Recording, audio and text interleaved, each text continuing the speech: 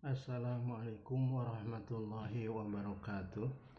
Alhamdulillahirabbil alamin wassalatu wassalamu ala asyrafil anbiya'i wal mursalin wa ala alihi wa sahbihi ajmain. Asyhadu an la ilaha illallah wa asyhadu anna Muhammadan abduhu wa rasuluh, amma ba'du. Para mahasiswa sekalian, dari kelas Kesos 1A, Kesos 1B, Kesos 1C, BPI 1C, dan 1D. Selamat bertemu kembali dalam mata kuliah fikih. Kali ini adalah kuliah yang ke-6 dengan tema mazhab-mazhab dalam fikih Islam. Di dalam fikih Islam terkenal ada 4 mazhab besar, ya, yaitu yang pertama mazhab Hanafi, yang kedua mazhab Maliki, yang ketiga mazhab Syafi'i, dan yang keempat mazhab Hambali. Baiklah, yang pertama kita bahas adalah mazhab Hanafi. Mazhab Hanafi ini didirikan oleh seorang ulama yang bernama Nu'man bin Sabit, kemudian terkenal dengan namanya Abu Hanifah. Abu Hanifah ini berasal dari kota Kufah di Irak. Lahir pada tahun 80, kemudian meninggal tahun 150 Hijriah. Yang menjadi dasar mazhab ini dan juga mazhab yang lainnya, yang 4, kesamaannya adalah dasar hukumnya itu ada 4 yang disepakati oleh para imam mazhab. Yang pertama Quran, yang kedua sunnah atau hadis, yang ketiga qiyas, kemudian yang keempat ijma. Hanya saja imam mazhab Hanafi memiliki ciri khas sebagai ahlu ro'i. Ahlu ro'i artinya adalah ketika Imam Abi Hanifah tidak menemukan dalil di dalam Quran atau di dalam hadis, kemudian Imam Abi Hanifah melakukan ijtihad sebagaimana ijtihad yang dilakukan oleh para sahabat. Bentuk ijtihad yang dilakukan oleh Imam Abi Hanifah disebut dengan istihsan. Jadi sesuatu yang baik menurut akal maka dijadikan sebagai dasar hukum yang kelima setelah Quran, hadis, ijma, qiyas, kemudian istihsan. Oleh karena itulah Imam Abi Hanifah dan mazhab Hanafinya ini disebut dengan ahlur ro'i. Ahlur ro'i itu artinya adalah mujtahid yang melakukan ijtihad dengan akal ketika tidak ditemukan dalil di dalam Al-Quran atau hadis atau ijma.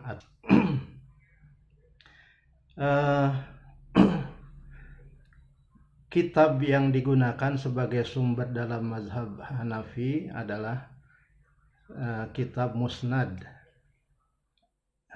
Imam Abi Hanifah yang dikarang atau disusun oleh muridnya yang bernama Abu Yusuf.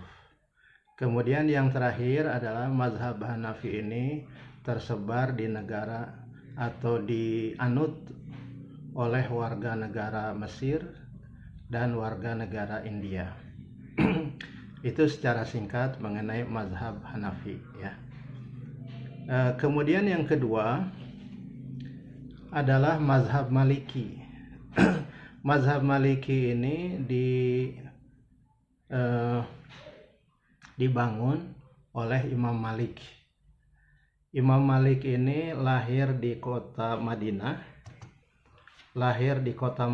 pada tahun 93 Hijriah, kemudian meninggal 179 Hijriah, ya. Sebagai salah satu dari mazhab yang 4, tentu mazhab Maliki juga dasar hukum yang menjadi pijakan mazhabnya sama ya, yaitu Quran, hadis, ijma, qiyas. Akan tetapi yang menjadi ciri khas atau karakter dari mazhab Malik ini adalah Imam Malik ini menjadikan kebiasaan penduduk Madinah sebagai dasar hukum setelah Quran, hadis, ijma, dan qiyas. Kenapa demikian? Karena Nabi Muhammad SAW setelah hijrah dari Mekah kemudian tinggal di Madinah sampai akhir hayatnya. Padahal di Madinah itulah turunnya ayat-ayat yang berkaitan dengan ibadah, muamalah, atau dengan syariah secara umum. Kemudian dilakukan oleh Nabi, dipraktekkan oleh Nabi, dan diikuti oleh para sahabat yang berada di Madinah itu. Nah, kemudian mazhab Maliki yang memang berasal dari Madinah ini menjadikan kebiasaan-kebiasaan warga atau penduduk Madinah ini sebagai sumber hukum. Kemudian Imam Malik ini sebagai pijakannya menyusun kitab yang bernama Al-Muwatta. Itu sebagai pijakan yang digunakan dalam mazhab Malik. Kemudian mazhab Maliki ini banyak tersebar di negara-negara Afrika. Itu yang kedua. Kemudian yang ketiga adalah mazhab Syafi'i. Mazhab Syafi'i itu didirikan oleh Imam Syafi'i yang nama aslinya adalah Muhammad bin Idris Asy-Syafi'i. Imam Syafi'i itu dilahirkan di Gaza, kemudian belajar di Mekah, kemudian belajar ke Imam Malik di Madinah, kemudian juga menyebarkan mazhabnya di Baghdad, dan terakhir dia juga menyebarkan atau mengajar di Mesir. Imam Syafi'i lahir pada tahun 150 Hijriah, kemudian meninggal tahun 211 Hijriah. Dasar pijakannya yang sama dengan mazhab-mazhab yang lain adalah Quran, hadis, ijma, kemudian qiyas ya. Akan tetapi Imam Syafi'i juga memiliki ciri khas ya. Imam Syafi'i itu mungkin tepatnya disebut sebagai ahli usul karena Imam Syafi'i melakukan ijtihadnya didasarkan kepada pedoman usul fikih. Nah, usul fikih inilah sebuah ilmu yang disusun memang oleh Imam Syafi'i sendiri yang ditulis dalam sebuah kitab yang bernama Ar-Risalah. Sedangkan kitab yang lainnya yang menjadi rujukan dalam mazhab Syafi'i adalah kitab Al-Um. Al-Um itu artinya induk atau ibu ya. Induk segala masalah fikih ada dalam kitab Al-Um itu. Jadi ada dua yang menjadi sumber atau buku yang ditulis oleh Imam Syafi'i yang menjadi rujukan dalam mazhab Syafi'i. Satu kitab Al-Um, yang kedua kitab Ar-Risalah. Kalau kitab Al-Um itu kitab ensiklopedi fikih, kalau kitab Ar-Risalah itu kitab usul fikih.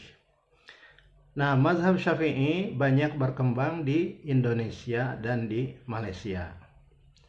Demikian yang ketiga. Yang keempat adalah mazhab Maliki. Mazhab Hambali. Mazhab Hambali ini dibangun oleh Imam Ahmad bin Hambal.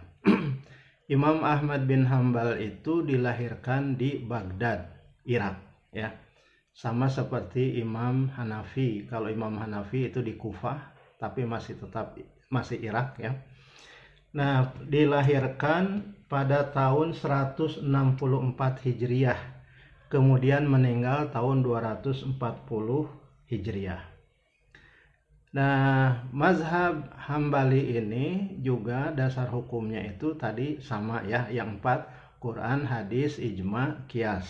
Akan tetapi Mazhab Hambali ini juga memiliki ciri khas. Ciri khasnya itu disebut oleh para ulama sebagai ahlul hadis. Ahlul hadis itu kalau diterjemahkan kurang lebih adalah mazhab tekstualis. Mazhab yang konsisten dengan ayat atau hadis, ya, dengan ayat atau hadis. Oleh karena itu mazhab Hambali ini sangat banyak menggunakan hadis, bahkan sampai kepada hadis ahad yang ditolak oleh Imam Syafi'i, dan juga hadis dhaif kalau dhaifnya itu tidak terlalu parah itu digunakan di dalam mazhab Hambali. Mazhab Hambali ini sumber atau kitab yang dijadikan sumbernya adalah bernama Kitab Musnad Ahmad bin Hambal. Musnad Ahmad bin Hambal.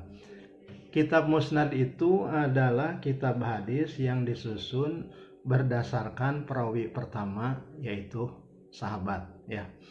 Perawi pertamanya itu sahabat. Misalnya hadis yang diriwayatkan oleh Abu Hurairah dihimpun dalam satu bab, seperti itu, dan seterusnya. Itu namanya kitab Musnad.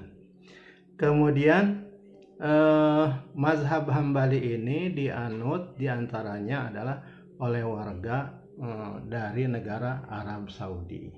Demikianlah sekilas, ya, sekilas supaya memudahkan ini ciri atau karakter umum dari mazhab yang 4, ya.